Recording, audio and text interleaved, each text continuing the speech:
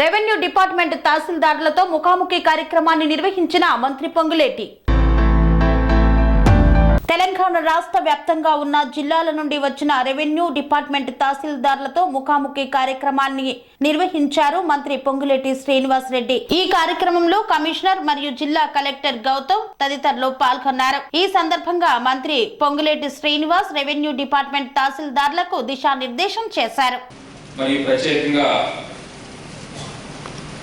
అన్ని జిల్లాల నుంచి 33 జిల్లాల నుంచి వచ్చిన తహసీల్దార్ అందరికీ కూడా మేడ్చల్ జిల్లా తరఫున మరియు ఈ వేదిక తరఫున వెల్కమ్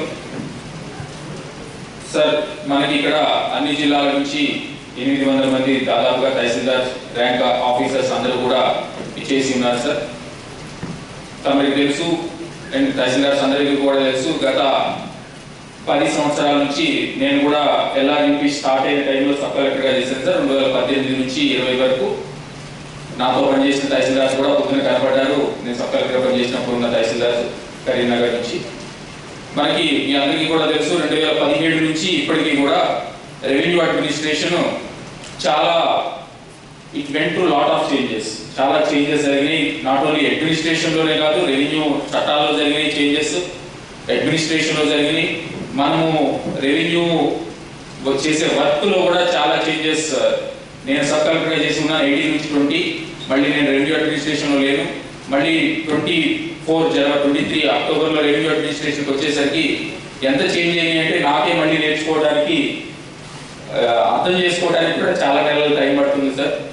సో దీని ద్వారా దేర్ లాట్ ఆఫ్ చేంజెస్. ఇందులో కొన్ని మంచిగా జరిగి ఉండవచ్చు, కొంచెం అనుకున్నంత మంచి జరిగి ఉండకపోవచ్చు. సో దాని పర్యవసనమే మనం కొన్ని ప్రాబ్లమ్స్ కూడా గత 8 నెలల నుంచి చూస్తూ ఉన్నాము. సో వాటిని సాల్వ్ చేయడానికి ప్రభుత్వము, గౌరవ మంత్రివర్యులు, ప్రభుత్వము, ప్రిన్సిపల్ సెక్రటరీ సార్ చాలా ఫాస్ట్గా, చాలా స్పీడ్గా స్టెప్స్ తీసుకుంటున్నారు to solve all that problems. దాంట్లోనే మనకి రెవెన్యూ చట్టాల సైడ్ ఉన్న ప్రాబ్లమ్స్ని మ్యాక్సిమం సాల్వ్ చేయడానికి సొల్యూషన్ కొలికి వచ్చింది. But at the same time administration side కూడా ఏమైతే ప్రాబ్లమ్స్ ఉన్నాయో అవన్నిటిని కూడా సొల్యూషన్ కనుక్కోవడానికి ఆల్రెడీ ప్రాసెస్లో ఉండటం జరిగింది. దానిలో భాగంగానే అన్ని లెవెల్స్ ఆఫ్ రెవెన్యూ ఎంప్లాయీస్తో పర్సనల్గా గౌరవ మంత్రివర్యులే ఇంటరాక్ట్ అవ్వడానికి పూనుకోవడం జరిగింది. దానిలో భాగంగానే ఇప్పుడు తహసీల్దార్ లెవెల్ ఆఫ్ తహసీల్దార్ కార్డర్ ఆఫీసర్స్తో ఈ ప్రోగ్రామ్ అరేంజ్ చేయడం జరిగింది. దానికి మన జిల్లా వేదికగా జరుపుకోవడం మా జిల్లా కూడా గర్వకారణము. అందున కూడా లా ఇలాంటి ప్రతిష్టాత్మకమైన లా యూనివర్సిటీలో జరుపుకోవడం ఇంకా గొప్ప శుభసూచకము. దీనికి సహకరించినందుకు నల్సార్ యూనివర్సిటీ వైస్ ఛాన్సలర్ గారికి అండ్ నల్సార్ యూనివర్సిటీ స్టాఫ్ అందరికీ కూడా మా తరఫున, రెవెన్యూ డిపార్ట్మెంట్ తరఫున కృతజ్ఞతలు. Thank you.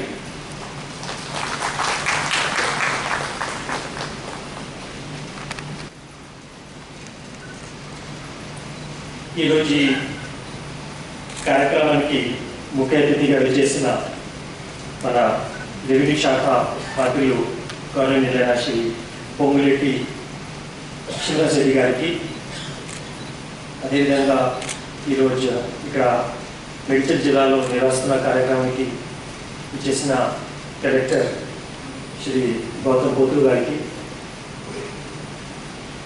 మన రాష్ట్రంలో ఉన్న 33 జిల్లాల నుంచి మన రెవెన్యూ డిపార్ట్మెంట్తో పాటు ఇతర డిపార్ట్మెంట్లో కూడా డెప్యుటేషన్లో పనిచేస్తున్న తహసీల్దార్స్ మీ అందరికీ నా నమస్కారాలు. ఈరోజు రెవెన్యూ డిపార్ట్మెంట్ హిస్టరీలో ఒక చరిత్రకంగా ఒక రోజు ఉంది. It's a historic day today in the history of Revenue Department. ఎందుకంటే ఇక్కడ నేను ఇంతకుముందు కూర్చున్నప్పుడు ఆలోచన చేస్తే, ఎప్పుడైనా నా కెరియర్లో ఆల్మోస్ట్ నేను సర్వీస్లో వచ్చి 28 ఇయర్స్ అయింది. 96లో సర్వీస్ జాయిన్ చేసి 97లో అసిస్టెంట్ కలెక్టర్ అంటే ట్రైనింగ్ ఆ రాష్ట్రంలో రావటం జరిగింది. తర్వాత వరంగల్లో ములుగు జిల్లాలో నేను సబ్ కలెక్టర్గా చేశాను. ఒక 2 జిల్లా నేను కలెక్టర్ చేశాను. కృష్ణా జిల్లా, హైదరాబాద్ జిల్లా 5 years. అంటే నేను గుర్తు చేస్తున్నా, ఏదైనా సందర్భం ఉన్నదా అంటే అందరు తహసీల్దార్స్కి ఒక వేదిక మీద ఆహ్వానించి మన రాష్ట్రంలో ఎప్పుడైనా రెవెన్యూ మినిస్టర్ గారి స్థాయిలో ఇటువంటి మీటింగ్ జరగడం, కానీ నాకు అయ్యే సందర్భం అట్లా గుర్తికి రాలేదు. This is the first time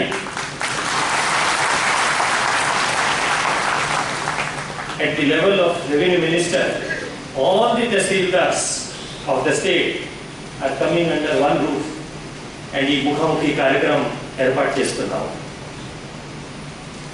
ఇది కూడా ఏర్పాటు చేసే కార్యక్రమం వెనుక ఒక చాలా మినిస్టర్ గారికి ఒక థింకింగ్ ఉన్నది. ఎందుకంటే చాలా రోజుల నుంచి సార్ అందరికీ ఒకసారి పిలిచి అందరితో ఒకసారి మాట్లాడాలి, మీ కష్ట సుఖాలు వినాలి. ఉండొచ్చు, అది లోకల్గా రెసిడెన్స్ నేటివిటీ సర్టిఫికేట్ ఉండొచ్చు, లేకుంటే ఎనీ అదర్ సర్టిఫికేట్ ఉండొచ్చు.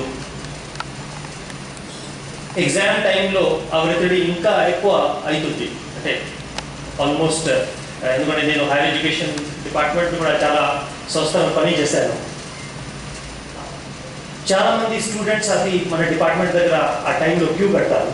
అంటే వాళ్ళకి సర్టిఫికేట్ డిలే అయితే ఏదైనా నెక్స్ట్ అడ్మిషన్ తీసుకోవాలి, లేకుంటే ఎక్కడైనా వాళ్ళు జాయిన్ చేయాలి, ఇతర రాష్ట్రాల్లో వాళ్ళు స్టడీకి పోవాలి. సో అటువంటి సమయంలో మన టైం టు టైం మన యాక్టివిటీ అప్ టు డేట్ ఉంటే ఆ పబ్లిక్ దగ్గర మన ఫేస్ ఒక ఎఫిషియెంట్, ఒక హ్యుమానిటేరియన్, ఒక కంపాషనేట్ ఫేస్గా ట్రీట్ అవుతుంది. దాంతోపాటు ఇవాళ మీరందరూ ఉన్నారు, మినిస్టర్ గారు మనకు చెప్పేది ఏంటి అంటే మీతో కూడా కొంత ఇంటరాక్షన్ చేసి మీ సమస్యలు కూడా మనం వినడానికి ఇవాళ సిద్ధంగా ఉన్నాము ఇక్కడ. ఎందుకంటే మీ స్థాయిలో ఉన్న సమస్యలు ప్రభుత్వం దృష్టిలో ఉంటే దాని మీద ప్రభుత్వం చాలా రెస్పాన్సివ్ వేలో అది సాల్వ్ చేయడానికి సిద్ధంగా ఉన్నది. అది నేను ప్రభుత్వం తరఫు నుంచి, మినిస్టర్ గారి తరఫు నుంచి నేను మీ అందరికీ ఎందుకంటే సార్కి నేను చూస్తున్నా ఆల్మోస్ట్ 9 జిల్లా కలెక్టర్ గౌతమ్ గౌతు గారికి నమస్కారాలు తెలియజేస్తూ, ఈరోజు ఈ కార్యక్రమానికి కర్త కర్మక్రియ అయినటువంటి మన ప్రియతమ నాయకులు, మన అందరి వాడు, మన ఆత్మబంధువు, మన రెవెన్యూ పూర్వవైభవం తీసుకువచ్చే మరో నిరంతర శ్రమజీవి మన పొంగులేటి శ్రీనివాసరెడ్డి సార్కి ధన్యవాదాలు తెలియజేస్తూ, అలాగే రెవెన్యూ ఉద్యోగుల సమస్యలు ఎప్పటికప్పుడు తెలుసుకుంటూ అప్పుడే పరిష్కరించే మన శ్రీశైలయ్య గారు రవిజూడ సార్కి నమస్కారాలు తెలియజేస్తుంది. అలా ఇకపోతే ఈరోజు రాష్ట్రంలోని ఒకటే కడలో చేస్తున్నాం సార్, తహసీల్దార్ కడలో చేస్తున్నాము. అవకాశం ఉంటే అంటే మాకంటే ముందున్న డిప్యూటీ కలెక్టర్లకి సెలక్షన్ గ్రేడ్ ఒక కొత్త పోస్ట్ మీ ఆధ్వర్యంలో జరుగుతుందని ఆశిస్తున్నాము. దాంతోపాటు ఐఏఎస్ ఆఫీసర్లకి అంటే స్పెషల్ గా డిప్యూటీ కలెక్టర్లకి ఒక 17 మంది ఐఏఎస్ అవకాశం ఉంది. అది ఇది రెండు కలిపి ఇచ్చేసిన తర్వాత మాకు కూడా ప్రమోషన్లకి క్లియర్ చేస్తారని మీ ద్వారా తొందరలో మేము డిప్యూటీ కలెక్టర్ ప్రమోషన్లు పొందుతామని మనస్ఫూర్తిగా కోరుకుంటున్నాం సార్. ఇవే కాకుండా అంటే ఓన్లీ వాహనాలకు సంబంధించిన బిల్లులే కాకుండా మాకు అవసరం ఉండి మేము దాచుకున్న డబ్బుల్ని, జీపీఎఫ్ డబ్బుల్ని కానీ లేదా మేము అవసరం ఉండి ఎరువులు లీవ్స్ అమ్ముకున్నా కానీ అవి కూడా చాలా కాలం పాటు ఆగిపోతున్నాయి సార్. అవి చిన్న అమౌంటే, దాదాపుగా ₹1,00,000, 50,000, 60,000. చాలా మంది మాకు తహసీల్దార్ ఫోన్ చేసి అన్నకి ఇది ఒక్క పని చేపియవే, నేను నా బిడ్డ కోసం అవసరం ఉండేది, నేను నా జీపీఎఫ్ పార్ట్ పనులు పెట్టుకున్నా కానీ రావట్లేదు, లేదా నాకు అవసరం ఉండి లీవ్ పెట్టుకుని ఉంటే ఆ శాలరీ కూడా రావట్లేదు అని అంటున్నారు సార్. ఈ చిన్న అంశాలు కొంచెం చూస్తారని, తర్వాత ప్రతి చిన్న విషయానికి పోలీస్ డిపార్ట్మెంట్ వాళ్ళు కేసులు బుక్ చేయకుండా, అంటే అవసరం ఉన్నా లేకపోయినా డిపార్ట్మెంట్ యొక్క పర్మిషన్ లేకుండా కేసులు బుక్ చేయకుండా చూస్తారని, అన్ని డిపార్ట్మెంట్లకు ఉన్నట్లుగానే మనకు కూడా ఒక రెవెన్యూ అకాడమీని ఏర్పాటు చేసి ఆ అకాడమీ ద్వారా కొత్తగా వచ్చిన వారికి శిక్షణ ఇప్పించి నిష్ణాతులు చేస్తే వాళ్ళ పనిలో చాలా సులభంగా వేగంగా ప్రజలకు సౌకర్యవంతంగా సేవలు అందిస్తారని ఆశిస్తూ తప్పకుండా ఈ చిన్న చిన్న కోరికల్ని తీరుస్తారని మీ మీద నిన్ను నమ్మకంతో ఉన్నాం sir. Thank you sir. Thank you very much. వాడికి అందితేనే అది చట్టం ఇంప్లిమెంట్ అయినట్లు లెక్క. సో ఆ రోజు సాదా బైనామా తీసుకొచ్చి ఎంతో మందికి పాస్బుక్లు అయ్యేలాగా ఆ రోజు చేశారు. ఈ రోజు అదే పరిస్థితి ఉంది కాబట్టి మా తరఫున సార్ తహసీల్దార్లు యాక్చువల్గా నేను కూడా సంఘాల్లో కూడా చెప్పేవాడిని, ఇటువంటి మీటింగ్ పెట్టినప్పుడు ప్రభుత్వం ఆలోచన ఏముంది, ప్రభుత్వ ఆలోచన తగ్గట్టు మనం అందరం పనిచేయాల్సిన అవసరం ఉంది. గతంలో పొరపాట్లు చేసిన వాళ్ళు ఉండొచ్చు, కొన్ని పద్ధతులు మనం కూడా మార్చుకోవాల్సి ఉంటుంది. ప్రభుత్వ ఆలోచన విధానానికి అనుగుణంగా రైతులందరికీ మేలు జరిగేలాగా, ప్రభుత్వానికి మంచి జరిగేలాగా ప్రతి ఒక్కరూ పనిచేయడానికి సిద్ధంగా ఉన్నాం సార్. సో అది ఈరోజు అవకాశం వచ్చింది నేను కూడా మా తోటి కొలీగ్స్తో చెప్పుకోవడానికి సార్. తర్వాత కొత్త రెవెన్యూ యాక్ట్ ప్రకారం ప్రతి ఒక్కరికి మనం ఫీల్డ్ మీదకి పోయి చూడాలి అంటే ఇందాక మేడం చెప్పినట్టు సర్వేయర్స్ లేరు సార్. మెయిన్ ఉన్న జిల్లాలో 2-3 సర్వేయర్స్ అక్కడ ఏదైనా నేషనల్ హైవే కానీ ప్రాజెక్ట్ కానీ సర్వే అవుతుంటే దానికే సరిపోతుంది, సర్వేయర్స్ కొడుతుంది. గ్రామ స్థాయి సిబ్బంది లేదు సార్. గ్రామంలో రైతులకు ఒక విఆర్ఓ ఎవరో అందుబాటులో ఉంటే కనీసం అక్కడ చెప్పేవాళ్ళు. ఇప్పుడు మండల ఆఫీసు పోయింది, కలెక్టర్ గారి దాకా రావాల్సి వస్తుంది కాబట్టి అది పోవాలంటే గ్రామ స్థాయిలో సిబ్బందిని ఇవ్వాల్సి ఉంటుంది సార్. తర్వాత మనం ఇచ్చే బుక్స్ అన్ని కూడా ఐరిష్ పెట్టి తమ్ము పెట్టి ఇస్తున్నాం. చాలామంది ముసలి వాళ్ళకి ఈ కనిముడు పాడైపోయి వేలుముద్ర పడిన వాళ్ళు చాలామంది ఉన్నారు సార్. దానికి కూడా ఇందులో పరిష్కారం పెట్టాలని కోరుకుంటున్నాం సార్. ఆల్టర్నేట్ ఏదన్నా ఒకటి, చాలా ముసలి వాళ్ళు అది మార్చుకోవడానికి అవకాశం లేకుండా పోయింది. తర్వాత సార్ ఇప్పుడు కొత్త చట్టంలో మనం రెవెన్యూ కోర్స్ తీసుకొస్తున్నాం కాబట్టి ఒక 10-12 సంవత్సరాలు మనం ఈ కోర్టు మ్యాటర్స్కి డిపార్ట్మెంట్ అంతా దూరం అయిపోయింది సార్. సో జిల్లా స్థాయిలో ఒక లీగల్ సెల్ ఉండేది సార్ ఇంతకుముందు కలెక్టర్ కోర్టు పెట్టినప్పుడు. సో ఒక లీగల్ సెల్ ఏర్పాటు చేసి లీగల్ ఎక్స్పర్ట్ని కనుక పెట్టినట్లయితే కోర్టు కండక్ట్ చేయటం, రైతుకి సరైన న్యాయం జరిగేలాగా అవకాశం ఉంటుంది సార్. సో ఈ కొత్త చట్టం ఇంప్లిమెంట్ చేయడం వల్ల పేద రైతుల ఆశీస్సులు, భగవంతుని ఆశీస్సులు మీకు, మీ కుటుంబానికి ఇందులో ఇన్వాల్వ్ అయ్యే ప్రతి ఒక్కరికి ఉంటుంది సార్. సో మేము ప్రభుత్వం ఇచ్చే ప్రతి సూచనని తూచా తప్పకుండా పాటించడానికి అవకాశం ఉంది సార్. ఇంకోటి సార్, మనందరికీ తెలుసు కాసిన చెట్టుకే రాయాలని పనిచేసే నాయకుడికైనా అధికారికైనా కొన్ని ఆరోపణలు ఇవి చేస్తూ ఉంటారు సార్. అది మనం ప్రతిసారి బయట లోకంలో చూస్తూ ఉంటాం. ముఖ్యంగా సార్ తహసీల్దార్ల మీద ఆరోపణ చేయడం అనేది చాలా ఈజీ సార్, ఎందుకంటే మనం అందరికీ న్యాయం చేయలేం. చాలా విమర్శలు వస్తుంటాయి.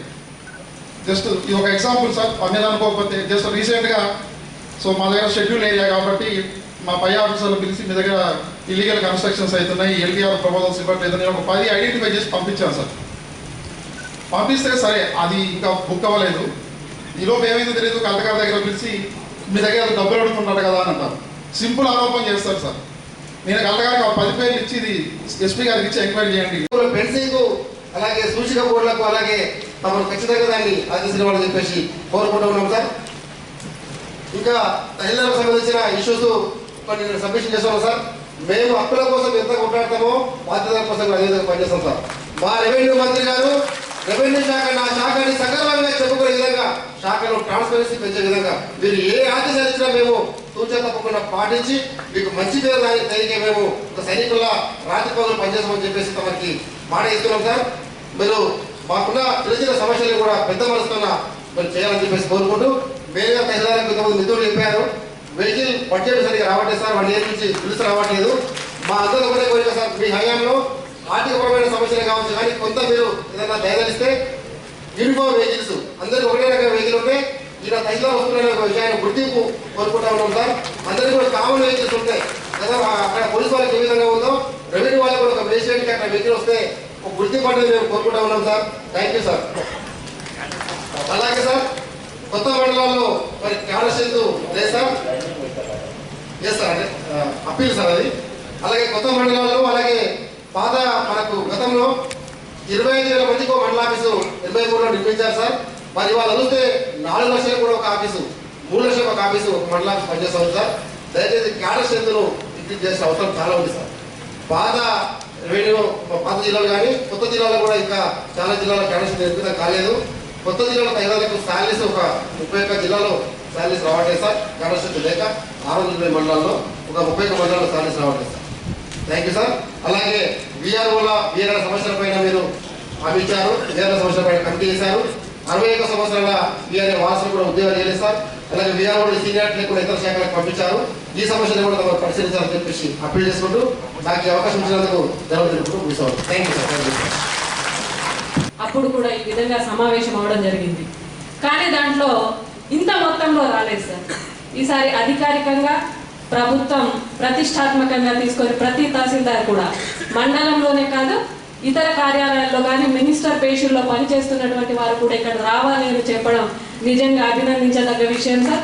ఖచ్చితంగా ఇక్కడ ఉన్నటువంటి మిత్రులందరికీ కూడా ఈ రకంగా మనం సంవత్సరానికి ఒకసారి కలుసుకున్నట్లయితే మన సాధక బాధకాలు ప్రభుత్వ దృష్టిలో తీసుకుపోవడానికి చాలా మంచి పరిణామంగా నేను భావిస్తా ఉన్నాను సార్. తహసీల్దార్ అంటే మండలాల్లో పనిచేస్తున్న ఈ ప్రభుత్వం యొక్క ఆలోచనలు ఏంటో చాలా వరకు మీకు కూడా ప్రత్యక్షంగా నేను చాలా తక్కువ మందిని కలిసి ఉంటాను. పరోక్షంగా ఈ ప్రభుత్వం యొక్క మనసులో ఉన్న ఆలోచనలు, ఈ ప్రభుత్వం యొక్క విధి విధానాలు, ఈ ప్రభుత్వం పేదోడు పక్షాన్ని ఎలా పనిచేయాలని తపన పడుతుందో మీరు ఇంటానే ఉన్నారు. మొన్నటి సార్వత్రిక ఎన్నికల్లో మార్పు కావాలి, అది ఇందిరమ్మ రాజ్యంతోనే సాధ్యమనే కొటేషన్ ఏదైతే ఉందో, ప్రధానమైన మార్పు తెలంగాణ రాష్ట్రంలోని రైతాంగం, భూమి ఉన్న ప్రతి ఒక్క ఆసామి కూడా ఈ ధరణి అనే ఈ పోర్టలతో వారు అనుభవించిన కష్టాలు, బాధలు, వారికి విముక్తి కలుగుద్దని పూర్తిగా విశ్వసించే ఈ ఇందిరమ్మ రాజ్యాన్ని కేవలం ధరణితోనే ఈ ప్రభుత్వం వచ్చింది అని తప్పకుండా చెప్పక తప్పదు. నేను ఎవరినో విమర్శించడానికి చేయటంలా, ఇది విమర్శ కాదు. ఎందుకంటే సచ్చిన పోమని ఎన్నిసార్లు చంపినా అది సచ్చిన పోమే, ఫలానా ఫలానా అన్నదానికంటే మన మార్కు ప్రజలు ఏం కోరుకుంటున్నారో అది మనం చేయటానికి ఉన్న తపనలో భాగంగా, ఆ చేయటానికి మీకున్న అడ్డీల్స్ ఏంటో ప్రత్యక్షంగా ఒకసారి మీ ముందే కూర్చొని మీ సమస్యలు ఇందాము అన్న దాంట్లో భాగమే ఈరోజు ఈ సమావేశం యొక్క ముఖ్య ఉద్దేశం. చాలా విషయాలు చెప్పారు. అది ఎన్నికల టైంలో ట్రాన్స్ఫర్స్ విషయం. దీన్ని మొన్న అనేక సందర్భాల్లో మీ సంఘ నాయకులు ఎప్పుడన్నా 1 to 1 నేను మెట్లగా కూర్చున్నప్పుడు మీ రవీంద్ర రెడ్డి గారు కానీ, లచ్చిరెడ్డి గారు కానీ, మిగతా మీ మిత్రులు, మా తోబుట్టులు, ఆడబిడ్డలు, అన్న మార్చండి అన్న, ఎందుకన్నా, అదన్నా, ఇదన్నా అని డెఫినెట్ గా మీ ప్రజెంటేషన్ లో ఎక్కడా లోపం లేదు. అయితే అసలు మన పరిపాలన ఏంటి, మన పరిపాలనలో ప్రజలు ఏం కోరుకుంటున్నారు, ఆ దిశగా మనం పయనం చేస్తున్నామా లేదా అనేది రెవెన్యూ మంత్రిగా నేను కానీ, గౌరవ ముఖ్యమంత్రిగా రేవంత్ రెడ్డి గారు కానీ, అధికారుల్లో ప్రధానమైన మొదటి ప్లేస్ లో ఉన్న నవీన్ మిట్ల గారు కానీ ఏం చేస్తే బాగుంటది అనే దాంట్లో డెఫినెట్ గా ఆలోచించే దాంట్లో ఉన్నాం. తప్పకుండా ఈ రాబోయే కొద్ది రోజుల్లోపే మీ సంఘ నాయకులతో మరొకసారి చర్చించి అది ఎలా చేస్తే పరిష్కారం దొరుకుతుందో ఆ దిశగా ఎవరికి ఇబ్బంది కలగకుండా ఉండే విధంగా, సామాన్య ప్రజలకి కూడా మంచి సర్వీస్ ఇవ్వగలిగే విధంగా, ఈ ప్రభుత్వానికి కూడా చెడ్డ పేరు రాకుండా ఉండే విధంగా, మీ అభిప్రాయాలకు భిన్నంగా కంటే కూడా నేను ఇవాళ మంత్రిగా ఒక 4 ఏళ్ళు, ఇంకా 4.5 ఏళ్ళు ఉంటారు. మీరు 61 ఏళ్ళ వరకు మీరు సర్వీస్లో ఉంటారు. కానీ నాకు ఇచ్చిన అవకాశాన్ని, మీరు చేసే సర్వీస్ చేసే ప్లేస్లో మీకు ఇచ్చిన అవకాశాన్ని కానీ, మనం ఎన్ని సంవత్సరాలు ఎన్ని తరాలు ఉన్నామన్న దానికంటే మనం టైంలో చేసిన మంచిని తప్పకుండా మంచి చేస్తే అది గుర్తు పెట్టుకుంటారు సామాన్య ప్రజలు. చెడు చేసినా గుర్తు పెట్టుకుంటారు అదే ప్రజలు. మంచి చేయాలనే తపన తప్ప వ్యక్తిగతంగా ఈ హాల్లో కూర్చున్న వారు కానీ, ఇంకా కపుల్ ఆఫ్ 5-10 మంది రాని వాళ్ళకి కానీ, నేను ఎక్కడన్నా మీరు ఏదైనా ఫంక్షన్లో ఇతరత్ర ఎదురు పడితే నేను నా రెవెన్యూ వ్యవస్థలో ఉద్యోగస్తులని కొద్ది మందిని మాత్రమే గుర్తుపట్టగలుగుతాను. ఎవరి మీద ఏ రకమైన కోపం నాకు లేదు, ఉండాల్సిన అవసరం కూడా లేదు. ఎందుకంటే పనిని డివిజన్ చేసే దాంట్లో ఇచ్చిన అవకాశాన్ని, ఈ ప్రభుత్వం యొక్క పేరు ప్రఖ్యాతులు, ఈ ప్రభుత్వం మీద ఏ విశ్వాసంతోనైతే సామాన్య ప్రజలు, ముఖ్యంగా ఇక్కడ కూర్చున్న వాళ్ళు, ఈ హాల్లో కూర్చున్న వాళ్ళు అందరూ కూడా రైతు కుటుంబం, రైతు రిలేటెడ్ కుటుంబం నుంచి వచ్చిన వాళ్ళే మోర్ దాన్ 90-95% ఉంటారు. రైట్? ఈ సామాన్య ప్రజలు, ఈ చిన్న రైతులు, ఈ గ్రామీణ ప్రాంతంలో ఉండే ప్రజలు, వారికి ఏ రకమైన సర్వీస్ ఇవ్వాలనే తాపత్రయం తప్ప నా ఉద్యోగస్తుని, నా కొడుకునో నా బిడ్డనో. అనురాగానికి అమ్మ ఆదర్శం, ఆరోగ్యానికి Shri Sai homeo stores and clinic. అనుభవం, అర్హత, అంకిత భావం కల డాక్టర్లచే చికిత్స. అన్ని రకాల ఆరోగ్య సమస్యలకు నమ్మకమైన ఎంపిక Shri Sai homeo stores and clinic.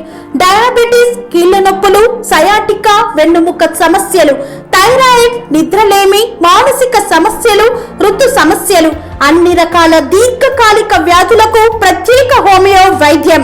అందరికీ అందుబాటులో అంతర్జాతీయ హోమియో వైద్యం Shri Sai homeo stores and clinic.